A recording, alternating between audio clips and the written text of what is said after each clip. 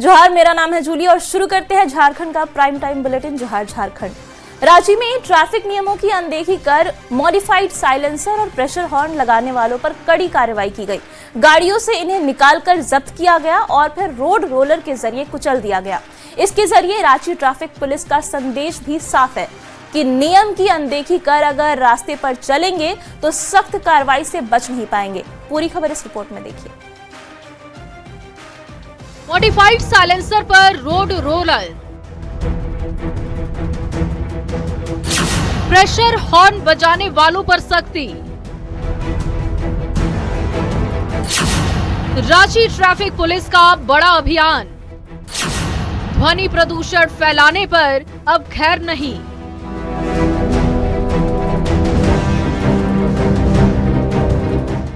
रांची में सड़क पर सजा कर रखे मॉडिफाइड साइलेंसर, तेज आवाज करने वाले प्रेशर हॉर्न और उनको कुचलते हुए आगे बढ़ता road roller.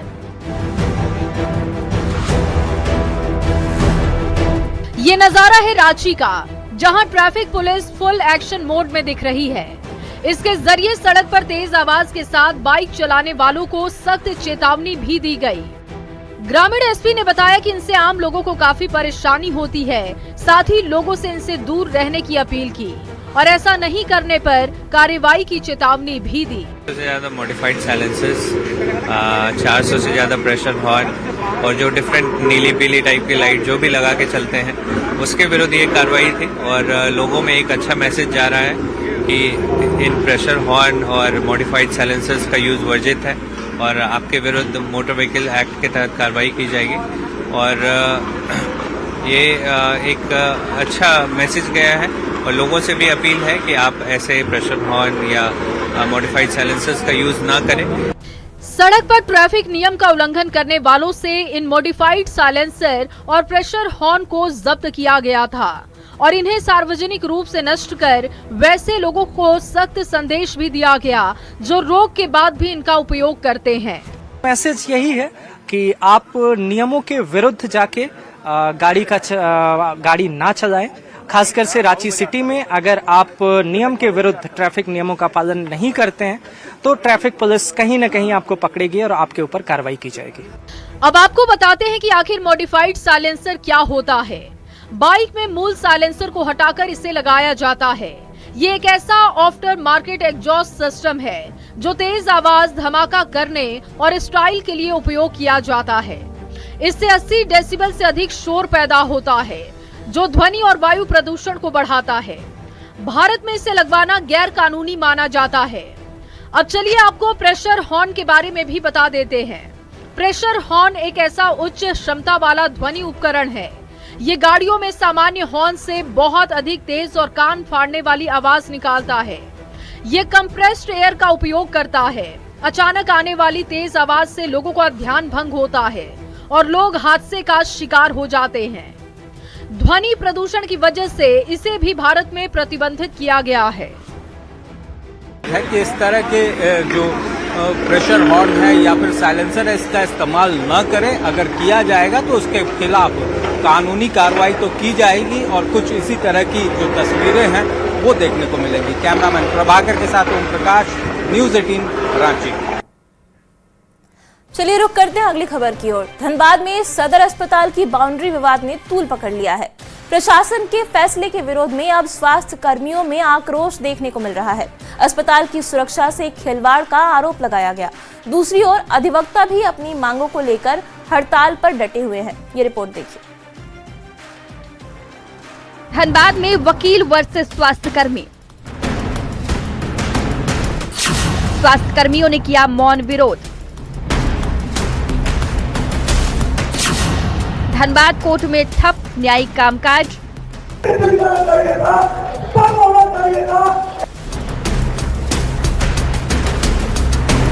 Justice on hold. जी हां, धनबाद में न्याय की गाड़ी थम गई है। वकीलों ने कलम रख दी है। पेन डाउन हड़ताल से कोर्ट की हर सुनवाई बंद है। कारण सदर अस्पताल ने रातों रात दीवार खड़ी कर दी और कोर्ट की पार्किंग बंद कर दी और यही दीवार अब विवाद का कारण बन गई है।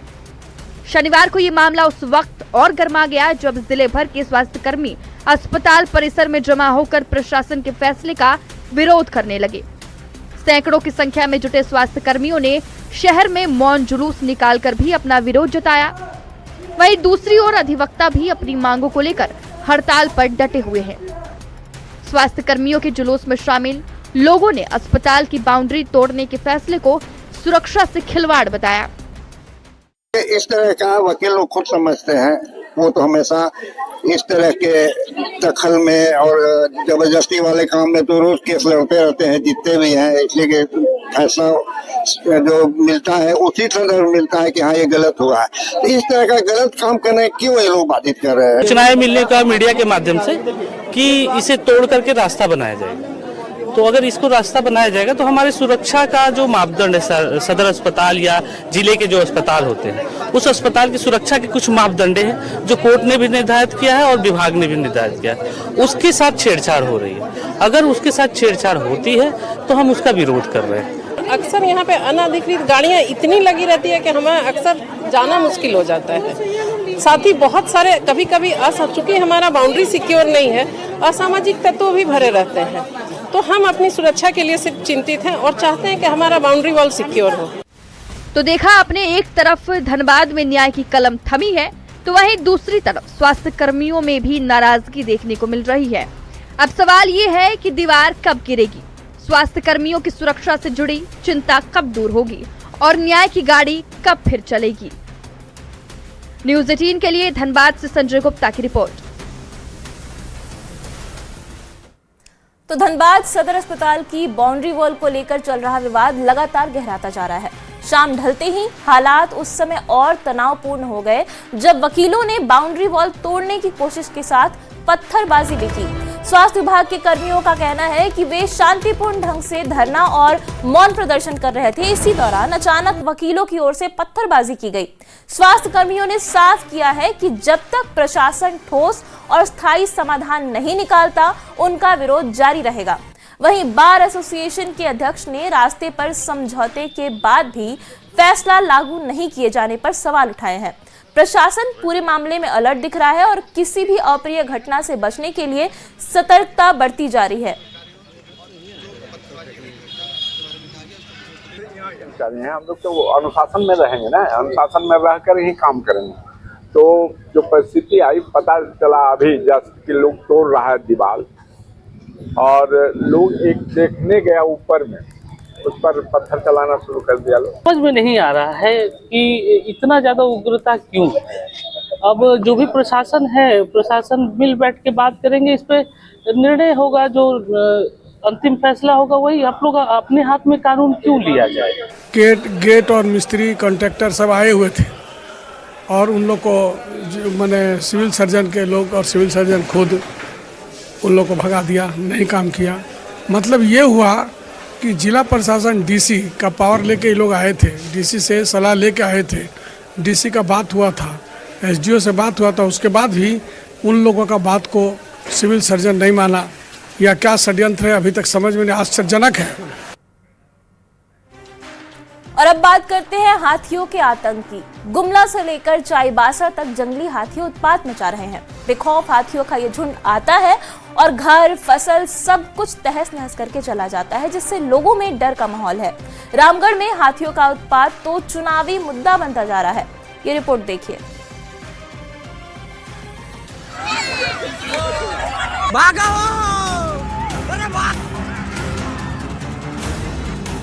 जब जंगली जानवर सड़क पर आ जाएं तो तस्वीरें कुछ ऐसी ही होती हैं। मदमस्त होकर घूमता ये हाथियों का झुंड और जान बचाकर भागते लोग।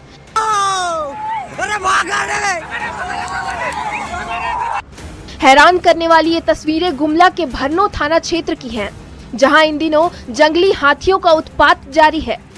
ग्रामीण इलाके में 18 हाथियों का एक झुंड घूम रहा है। जंगली हाथी आते हैं और फसल, घर सब बर्बाद करके चले जाते हैं, जिसे देखते हुए गुमला के 5 गांवों में लोगों की सुरक्षा के मद्देनजर निषेधाज्ञा लागू कर दी गई है। तो वहीं वन विभाग की टीम निगरानी कर रही है। सिर्फ गुमला ही नहीं, रामगढ़ में भी हाथियों का आतंक जारी है। कांकेबार में हाथियों का झुंड बीते 20 दिसंबर से लगातार उत्पात मचा रहा है। हाथियों का ये झुंड खेती बर्बाद कर रहा है, घरों को निशाना बना रहा है। हाथी रात के अंधेरे में कब किधर से हमला कर दे किसी को मालूम नहीं रहता। ऐसे में ग्रामीण रत जग्गा करने को मजबूर हैं। इधर नगर निकाय चुनाव में भी हाथियों का उत्पात मुद्दा बन रहा है। डरे सहमे उम्मीदवार और उनके समर्थक जनसंपर्क अभियान में लगे हुए हैं। उम्मीदवार भी आ रहे हैं और हाथी भी आ रहे हैं, हमारा सारा दीवार तोड़ दे रहा है। हम लोग डरे सहमे हैं और उम्मीदवार लोग अपना प्रचार करने में लगे हुए हैं और उम्मीदवार भी अपना प्रचार में हैं, ध्यान नहीं दे रहे हैं कि उसको कैसे रोका जाए, नहीं रोका जाए। तो क्या लगता है कि इस बार हाथी मुद्दा बनेगा? एकदम इस बार हाथी मुद्दा बनना चाहिए, हम लोग की सुरक्षा होनी चाहिए। हम लोग लोगों के बीच जागरूकता फैला रहे हैं कि जंगल की ओर ना जाए, सतर्क रहें। और हाथी का झुंड 20 दिसंबर को कांकेबार के जंगलों में प्रवेश किया है। उसके बाद से ही हम लोग लगातार टीवाटी के साथ हर दिन हर रात जो है टीवाटी के साथ हम लोग मॉनिटरिंग कर रहे हैं। हाथियों का देख रहे हैं कि किधर वो लोग मूव करते हैं, कभी कंडेर, कभी कचुदाग, कभी कांकेबार। टॉर्च वगैरह दिए हैं। ये है कि वो सारा खेती बर्बाद कर रहा है, फसल बर्बाद कर रहा है, घर तोड़ दे रहा है, जिससे हमें प्रचार करने में बहुत दिक्कत हो रही है। चाईबासा के कुमारडुग्गी क्षेत्र में भी जंगली हाथियों का उत्पात जारी है। पुतकर साई में जंगली हाथी ने रात में आकर 2 घरों को क्षतिग्रस्त कर दिया। ग्रामीणों ने काफी मशक्कत से हाथी को गांव से बाहर खदेड़ा। ग्रामीण अब वन विभाग से मदद की गुहार लगा रहे हैं। इन तस्वीरों को देखकर सवाल उठता है कि कब तक हाथी के आतंक से लोगों को निजात मिलेगी। वन विभाग को ठोस कदम उठाने की जरूरत है। न्यूज़ 18 के लिए गुमला से रुपेश भगत, रामगढ़ से जावेद खान और चाईबासा से रुपेश प्रधान की रिपोर्ट। और देखिए अगली खबर चाईबासा से है, जहां उस समय हड़कंप मच गया जब जीएसटी की टीम ने पूर्व मंत्री मिथिलेश कुमार ठाकुर के भाई विनय ठाकुर के आवास पर छापेमारी की। जीएसटी कार्यालय जमशेदपुर की टीम 2 गाड़ियों से पहुंची और जांच पड़ताल की। विनय ठाकुर सत्यम बिल्डर्स कंपनी के मालिक हैं। जीएसटी टीम ने कंपनी से संबंधित दस्तावेजों की 2 घंटे तक गहन जांच की। छापेमारी के दौरान अधिकारियों ने घर में मौजूद फाइलों, कागजात और दूसरे महत्वपूर्ण रिकॉर्ड को भी खंगाला। अचानक हुई इस कार्रवाई से इलाके में चर्चा का माहौल बन गया है। हालांकि जीएसटी की टीम के अधिकारियों की ओर से कोई भी जानकारी फिलहाल नहीं दी गई है।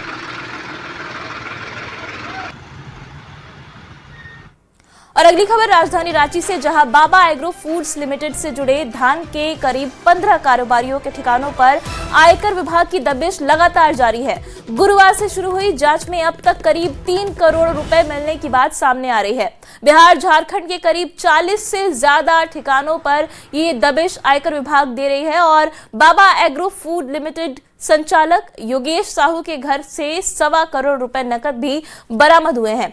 तो साथ ही कई चल और अचल संपत्तियों से जुड़े दस्तावेज भी जब्त किए गए हैं। तो सीबीआई को भेजा जाएगा। और अगली खबर देखिए हजारीबाग से है, जहां पुलिस ने नशा तस्करी के खिलाफ बड़ी कार्रवाई की है। कोरा थाना क्षेत्र में पुलिस ने 7 तस्करों को गिरफ्तार किया है। आरोपियों के पास से 166 ग्राम ब्राउन शुगर, 3,51,000 रुपए कैश बरामद हुआ है। वहीं टाटी झरिया थाना क्षेत्र के बौधा जंगल से एक पिकअप में लदी करीब 60 पेटी विदेशी शराब बरामद की गई है। मौके से एक तस्कर को भी गिरफ्तार कर लिया गया है। दोनों कार्रवाई में करीब 40 लाख रुपए का मादक पदार्थ जब्त किया गया है। कोरा थाना क्षेत्र अंतर्गत जहां से 7 लोगों को की अरेस्टिंग हुई है और करीब 166 ग्राम ब्राउन शुगर और 3,51,000 से थोड़ा अधिक पैसा बरामद हुआ है। दूसरा, टाटी झरिया में अवैध शराब के विरुद्ध हम लोगों ने एक रेड किया, जिसमें कि 6 पेटी अवैध शराब, एक बोलेरो पिकअप जिसका प्रयोग किया जा रहा था और एक व्यक्ति की गिरफ्तारी हुई है। नशा तस्करी के विरुद्ध हजारीबाग पुलिस की लगातार कार्रवाई देखने को मिल रही है। बता दें कि आज भी एक बड़ी कार्रवाई करते हुए नशा के कारोबार में संलिप्त 8 आरोपियों को पुलिस ने गिरफ्तार कर न्यायिक हिरासत में भेज दिया है। कार्रवाई की बात कर ले तो 166 ग्राम ब्राउन शुगर के साथ नशा के तस्करों को हजारीबाग के कोरा थाना क्षेत्र से गिरफ्तार किया गया है। तो वहीं दूसरी कार्रवाई की बात कर ले तो टाटी झरिया थाना क्षेत्र के बोधा के समीप से जो है एक जो कारोबारी है उसको गिरफ्तार किया गया और उसके पास से लगभग 60 पेटी अवैध विदेशी शराब को भी जब्त किया गया है। दोनों कार्रवाई की बात कर ले तो दोनों कार्रवाई में लगभग 20-20 लाख रुपए का जो है वो मादक पदार्थ को जब्त किया गया है। तो हम कह सकते हैं कि हजारीबाग पुलिस ने यह जो बड़ी कार्रवाई की है, इसको लेकर नशा तस्करी के विरुद्ध जो है लगातार एक अच्छा अभियान हजारीबाग में चलाया जा रहा है। हजारीबाग के एसपी अंजन ने स्पष्ट कहा है कि नशे के कारोबार में संलिप्त कोई भी जो नशा के तस्कर है वो बख्शे नहीं जाएंगे। सुशांत सोनी, न्यूज 18, हजारीबाग। और देखिए, सिमडेगा से बड़ी खबर आ रही है। दानगद्दी नदी में छात्र डूब गया है। लापता बच्चे की तलाश लगातार जारी है और अभी तक उसका कोई पता नहीं चला है, उसका शव बरामद नहीं हुआ है। कल एनडीआरएफ की टीम आएगी और डूबे बच्चे के शव की फिर से खोजबीन होगी। बताया जा रहा है कि ये जो बच्चा था वो पिकनिक मनाने आया हुआ था और इसी दौरान वो डूब गया और अब उसकी तलाश की जा रही है। हालांकि अभी तक उसका शव बरामद नहीं हुआ है। कल एनडीआरएफ की टीम आएगी और बच्चे की तलाश फिर से की जाएगी।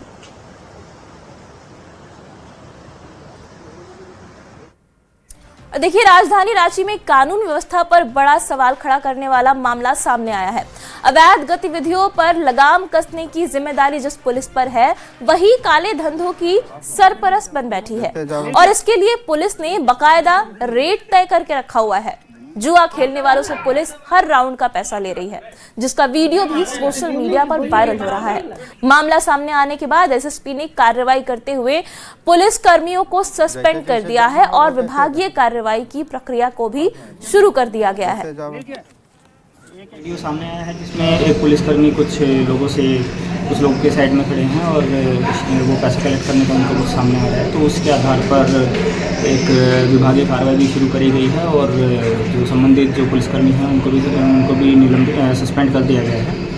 और इसमें एक और चीज़ ये सामने आई है कि जो ये वीडियो है उसका जो टाइमलाइन है वो पॉसिबली वो वीडियो कुछ दिन पहले का है और आगे जो उसमें डिसिप्लिनरी एक्शन है वो लिया जाएगा पुलिसकर्मी के लिए।